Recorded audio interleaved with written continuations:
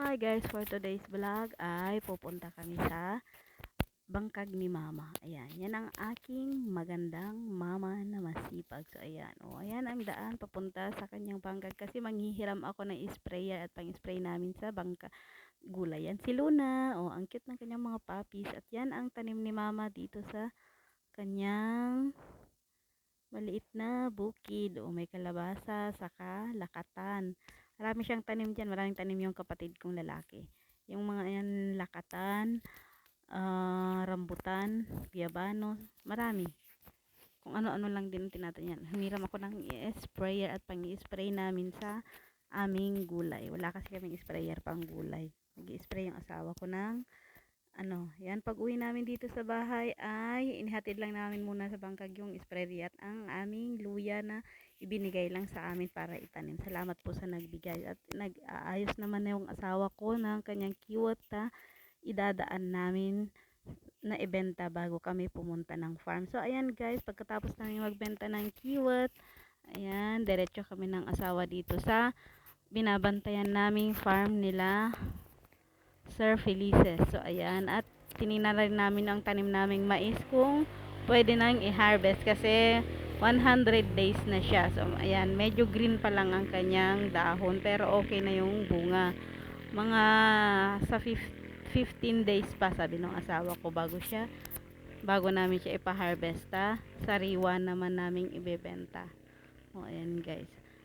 Ayan, medyo maliliit ang kanyang bunga kasi nga nasobrahan sa ulan at lamig. Pero okay na yan, Ayan, sinusukat ko pa nga. Yan yung sa labas, dun sa mga gilid-gilid, talagang maliliit yung bunga niya. Pero sa loob, magaganda naman.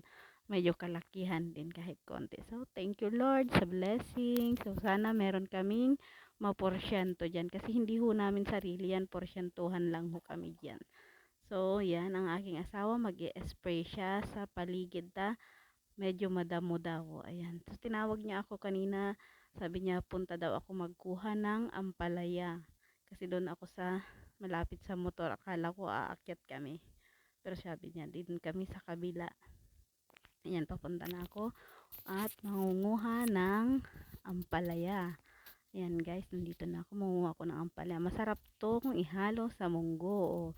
Pag dito ka talaga sa probinsya, kahit saan-saan makakahanap ka ng pang-ulam mo. Ayan.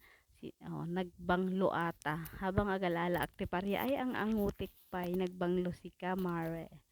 Yan. Isasagpaw ko yan mamayang hapon sa munggo. So, ayan guys. At, sige, kuha lang tayo ng palaya. Sino nakaka-relate dyan? Mahilig manguha ng wild na ampalaya. Ayan guys. Diskarte lang talaga. So, ayan. Diyan malapit dyan nag-i-spray ang asawa ko. Kaya sabi niya mauna na ako at manguha para pagdating niya mag-i-spray na lang siya.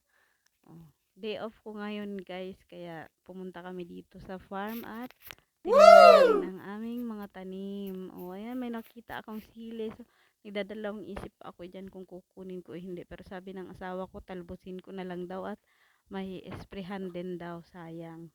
So ayan, talbusin natin at panghalo sa tinolang papaya. Wala tayong manok kaya tinolang papaya na lang. Ang ganda ng dahon. Marami talagang makukuha dito. So after kong manguha ng ampalaya guys, ay meron pa pala. Tiningnan dito kami sa kabila, dumaan para tingnan yung kung paano ang bunga nung kinainan ng baka. So yun yung asawa ko nag-i-spray. Sabi niya dyan ako dumaan. Wag na akong umakyat doon at mahirap daw. So yan ang aking nakuhang ampalaya at talbos ng sili. May pangulam na naman ngayong gabi. So ayan guys, nandito na kami sa kabila. Mas naganggangot ti bunga na ito'y bangir. Ato jay nanganan ti baka idio. Ito yung kinainan ng baka noon kahit papaano nagbunga naman siya.